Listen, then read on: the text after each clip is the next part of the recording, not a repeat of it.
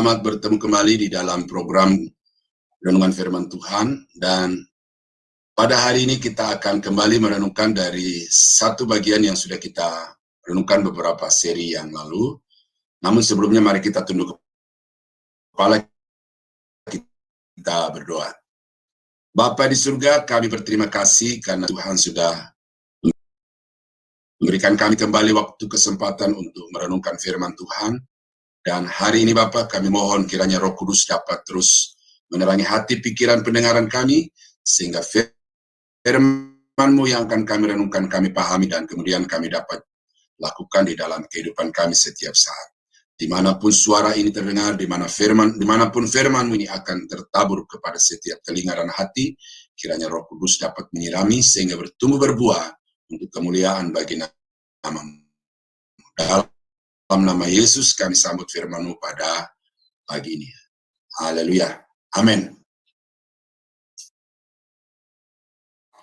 Nah, saudara-saudara yang kekasih, kita masih akan membaca dari 1 Petrus 3 ayat 8 sampai ayat yang ke-12.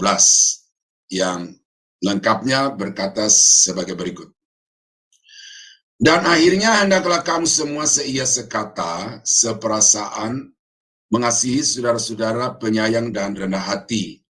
Dan janganlah membalas kejahatan dengan kejahatan atau caci maki dengan caci maki, tetapi sebaliknya hendaklah kamu memberkati, karena untuk itulah kamu dipanggil, yaitu untuk memperoleh berkat. Sebab siapa yang mau mencintai hidup dan mau melihat hari-hari baik, ia harus menjaga lidahnya terhadap yang jahat dan bibirnya terhadap ucapan-ucapan yang menipu. Ia harus menjauhi yang jahat dan melakukan yang baik. Ia harus mencari perdamaian dan berusaha mendapatkannya. Sebab mata Tuhan tertuju kepada orang-orang benar dan telinganya kepada permohonan mereka yang minta tolong. Tetapi wajah Tuhan menentang orang-orang yang berbuat jahat. Nah, saudara-saudara, tetap kita berfokus kepada ayat yang ke-10. Ya, siapa yang mau mencintai hidup dan mau melihat hari-hari baik, ya, siapa yang mau mencintai hidup dan mau melihat hari-hari baik, seterusnya begitu. Dan apa hari-hari baik itu? Dikatakan di dalam ayat yang ke-9, yaitu hidup yang dipenuhi dengan berkat. Nah, jadi di dalam ayat ini, saudara-saudara, ada kiat-kiat yang dapat membuat saudara dan saya itu menjadi orang yang menikmati hari-hari yang dipenuhi dengan kebaikan Tuhan. Nah, kita sudah membahas beberapa kiat. Sekarang kita masuk kepada kiat yang ke-8, bahwa orang-orang yang merindukan hidupnya dipenuhi dengan kebaikan-kebaikan dan berkat-berkat Tuhan, maka ia harus mengusahakan perdamaian. Ya, jadi orang itu harus hidup berdamai dengan semua orang. Di dalam ayat yang ke-11 bagian C, ya, seluruhnya itu berkata begini, ia harus menjauhi yang jahat dan melakukan yang baik. Ia harus mencari perdamaian dan berusaha mendapatkannya. Jadi, bagaimana supaya hidup saudara itu diberkati Tuhan? Hari-hari hidup saudara itu dipenuhi dengan berkat Tuhan, maka kiat atau syarat yang Tuhan ajukan di sini adalah saudara dan saya harus berusaha di dalam hidup ini untuk berdamai dengan semua orang, baik di dalam rumah tangga, di dalam keluarga, di dalam gereja, dalam masyarakat, tengah-tengah bangsa dan negara. Jadi membangun satu relasi yang harmonis di antara satu dengan yang lain, sehingga kehadiran saudara itu adalah menjadi peacemaker, bukan troublemaker. Dan ini yang akan membuat saudara itu menikmati hidup yang baik, oleh karena kehadiran saudara itu menjadi berkat bagi sesama, dan juga dampak baliknya adalah saudara akan diperlakukan secara baik oleh orang-orang yang kepadanya saudara telah membangun hubungan yang harmonis itu. Di dalam Lukas pasal 12 ayat yang ke-58 berkata, sebab jikalau engkau dengan lawanmu pergi menghadap pemerintah, berusahalah berdamai dengan dia selama di tengah jalan, supaya jangan engkau diseretnya kepada hakim, dan hakim itu menyerahkan engkau kepada pembantunya, dan pembantunya itu melemparkan engkau ke dalam penjara. Jadi kalau saudara itu ada masalah, ada persoalan, selesaikan. Tidak usah minta campur tangan pihak ketiga, nggak usah minta campur tangan negara, tetapi lakukanlah itu secara kekeluargaan, dari hati yang tulus, mau meminta pengampunan dari orang yang kepadanya saudara bersalah, ataupun juga melepaskan pengampunan kepada orang-orang yang melakukan kesalahan kepada saudara. Ini akan menjadi faktor yang sangat menentukan saudara itu diberkati atau tidak. Dan di dalam Mazmur 133 ayat 1-3, satu ayat Alkitab yang sudah sangat terkenal itu, bahwa sungguh alangkah baik dan indahnya apabila saudara bersaudara itu duduk diam dengan rukun. Mengapa? Oleh karena kesanalah Tuhan akan memerintahkan berkat-berkat kehidupan untuk selama-lamanya. Kerukunan adalah wadah atau tempat di mana Tuhan akan melimpahkan berkat-berkat itu. Kalau ada hubungan yang retak, berarti betapapun Tuhan mau melimpahi saudara dengan damai, sejahtera, sukacita, dan berkat-berkat kehidupan itu, tetapi karena hubungan itu retak, maka keretakan itulah yang akan menghilangkan semua berkat-berkat yang Tuhan berikan itu. Nah, oleh karena itu saudara, ini perlu kita waspada juga, karena hubungan antar satu orang dengan orang lain ini itu menjadi sasaran tembak dari iblis yang mau merampas berkat-berkat itu dari kehidupan orang-orang percaya. Ya, dikatakan di dalam Alkitab bahwa iblis itu datang untuk mencuri, membunuh, dan membinasakan. Hidup saudara akan dirongrong. Sesungguhnya Tuhan berjanji akan memberkati saudara, tetapi iblis akan datang untuk mencuri, merongrong semua itu dari saudara. Dan apa cara yang dipakai iblis untuk merongrong berkat-berkat itu dari saudara adalah dengan merusak hubungan saudara dengan sesama. Dalam rumah tangga saja dulu. Hubungan orang tua dengan anak dirusak oleh iblis. Hubungan suami dan istri itu dirusak oleh iblis. Di dalam keluarga, antar satu keluarga dengan rumah tangga yang lain itu diacak-acak oleh iblis, sehingga di dalam keluarga itu terjadi disharmonis. Dalam gereja juga begitu.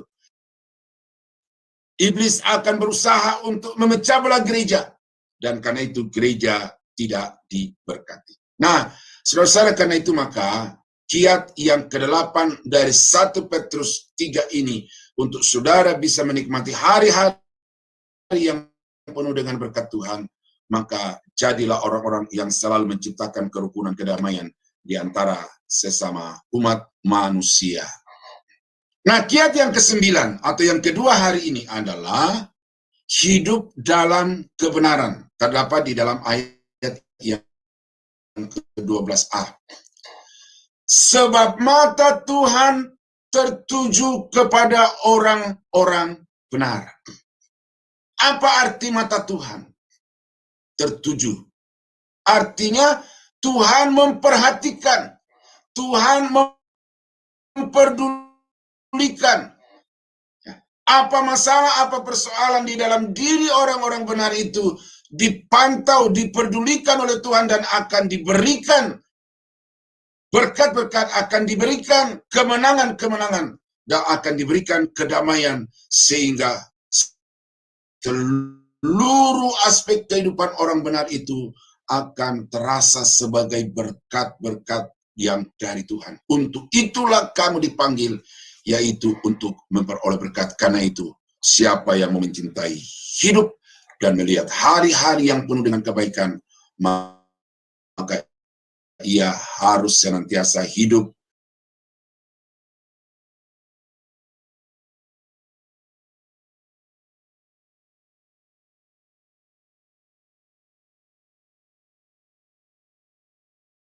di dalam kebenaran. 16 berkata, siapa berpegang kepada kebenaran sejati menuju hidup. Tetapi siapa mengejar kejahatan menuju kematian. Jadi jelas di sini, Sulaiman memberikan satu rumusan hidup yang penuh dengan berkat, hidup yang penuh dengan kebaikan adalah berpegang teguh kepada kebenaran sejati. Nah, apa kebenaran sejati itu? Menurut iman Kristen tidak lain adalah Alkitab. Jadi orang-orang yang di dalam hidupnya senantiasa menjadikan Alkitab itu sebagai pedoman, tuntunan kehidupan, baik di dalam beriman kepada Tuhan, melayani Tuhan, dalam berumah tangga, bermasyarakat, dan juga di dalam beraktivitas, berkarir, maka orang-orang itulah yang akan menikmati hidup yang penuh dengan kebaikan. Itu Salomo. Dan di dalam pasal yang lain, pasal 14 ayat yang ke-32 dari kitab Amsal, orang fasik dirobohkan karena kejahatannya, tetapi orang benar, tetapi orang yang hidup benar di dalam Tuhan mendapat perlindungan karena ketulusannya. Jadi orang benar di sini dapat juga diberikan satu kisi-kisinya, yaitu tulus di dalam melakukan segala sesuatu. Berpegang teguh kepada kebenaran tadi itu satu sisi yang lain. Tetapi kemudian ada orang yang kemudian melakukan firman Allah, taat kepada firman Allah, setia berbakti, tetapi motivasinya adalah supaya diberkati Tuhan. Akhirnya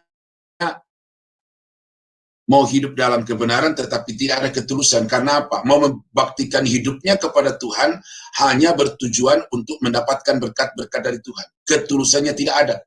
Tetapi di dalam Amsal pasal 14:32, bahwa orang yang benar adalah orang yang tulus.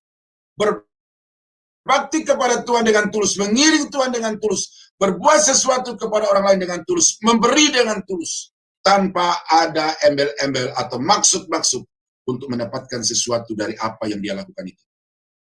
Bukan berarti di sini saudara tidak berhak. Alkitab berkata, saudara, bahwa Tuhan berhutang kepada orang yang membantu orang miskin. Tetapi itu adalah ranahnya Tuhan, itu adalah haknya Tuhan, tanggung jawabnya Tuhan. Jangan tuntut tanggung jawab Tuhan itu kepada dirimu sebelum engkau melakukan segala sesuatu dengan tulus. Lakukan saja pelayanan, lakukan saja ibadah saudara itu dengan tulus, maka nanti Tuhan yang akan melakukan apa yang menjadi kewajiban dan tanggung jawabnya bagi saudara. Nah, ini penting saudara, karena ada banyak orang mencari Tuhan dengan antusias itu karena ingin rumah tangganya rukun. Mencari Tuhan dengan antusias karena ingin usahanya diberkati. Memberi karena termotivasi dengan ayat yang berkata, berilah maka kepadamu akan diberi. Banyak memberi, banyak menerima. Nah, orang-orang seperti itu sebenarnya tidak tulus di dalam hidupnya.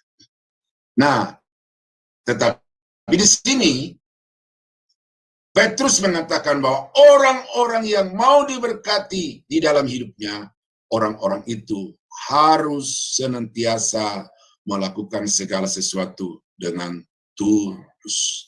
Ya, ini bagi saya merupakan satu peringatan juga, saudara. Ketika saya berdiri di atas mimbar, ketika saya duduk seperti ini di depan saudara dan saya untuk menyampaikan firman, atau ketika saya di dalam kelas duduk untuk mengajarkan kepada mahasiswa, ini ketulusan ini terus-menerus diuji suci dan terus-menerus bersuara di dalam hati saya, apa motivasimu, apa tujuanmu. Karena orang lain belum tentu tahu apa tujuanmu, tetapi engkau tahu dan Tuhan tahu. Itu sebabnya lakukan segala sesuatu dengan tulus. Yang berikut adalah hidup dalam doa. Hidup dalam doa. Terdapat di dalam 10b. Sebab mata Tuhan tertuju kepada orang benar, dan telinganya kepada permohonan mereka yang meminta tolong. Atau kalau kita baca dengan topiknya di atas, barang siapa yang mau mencintai hidup dan melihat hari-hari baik, ia harus senantiasa hidup di dalam doa atau permohonan kepada Tuhan. Ini jalur yang Tuhan sudah sediakan di dalam Alkitab untuk seseorang bisa memperoleh berkat dari Tuhan adalah jalur doa. Mintalah maka kepadamu akan diberi. Ya. Kamu mengingini sesuatu tetapi kamu tidak menerimanya oleh karena kamu tidak berdoa.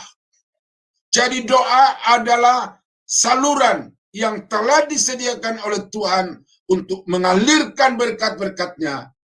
Tetapi apakah doa itu dilakukan atau diberdayakan oleh manusia di dalam hidupnya? Itu yang kemudian menjadi masalah.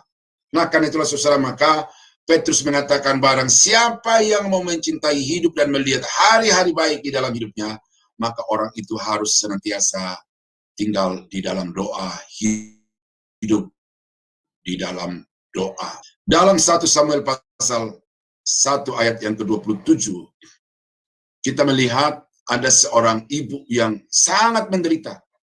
Dia mandul. Kemudian dia dimadu. Sesudah dia dimadu, dia direndahkan